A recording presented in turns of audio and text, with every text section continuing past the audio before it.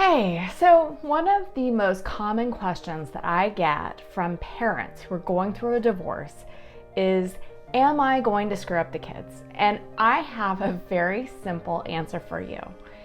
And the answer is yes, you are going to screw up your kids. Now, don't worry, there's more to that answer.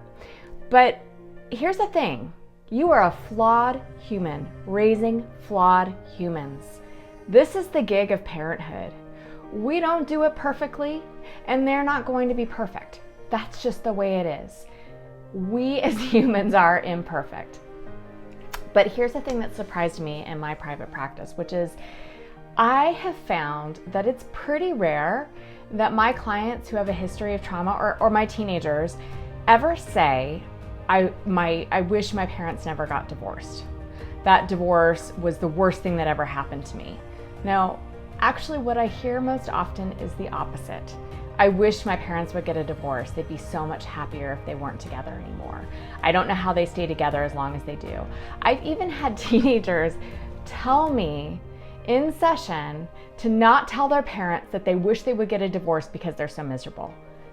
Seriously, it happens. And in those instances, I can almost guarantee the parents are staying together for the kids, right?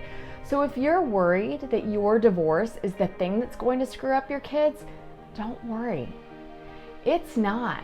Your kids need you to be happy and whole and fulfilled. And they need you to model a healthy relationship.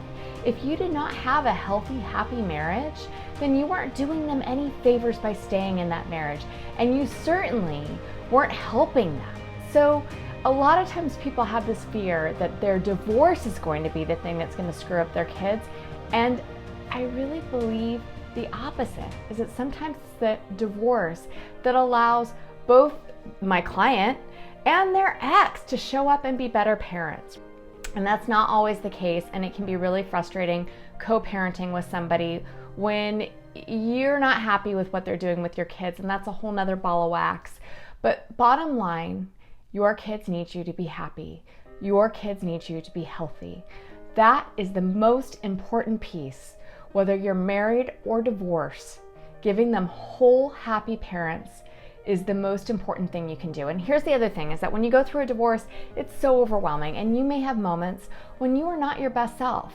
But this is an opportunity, right, to model imperfection, take responsibility. Listen, I remember I had all sorts of moments in my divorce where I lost it. I lost my temper when I wished that I hadn't, or I melted down and was really emotional in front of my kids. And I just explained to them in vague terms, right? You don't want to involve them. You don't want them to worry about you, but you tell them, listen, I'm having a hard time, but I'm going to be okay. Feelings come, feelings go, right?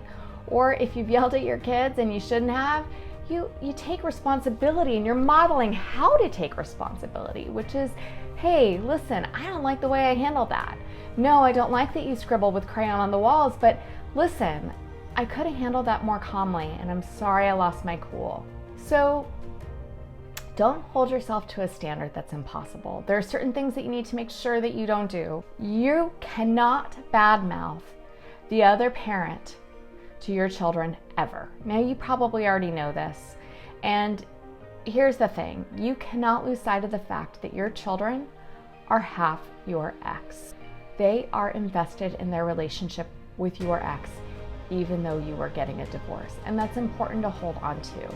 So if you need to bitch about what a jerk your ex is, go for it. But make sure your kids can't hear you. Do it with a friend, do it with a family member, and make absolutely sure that your kids aren't hearing what you're saying.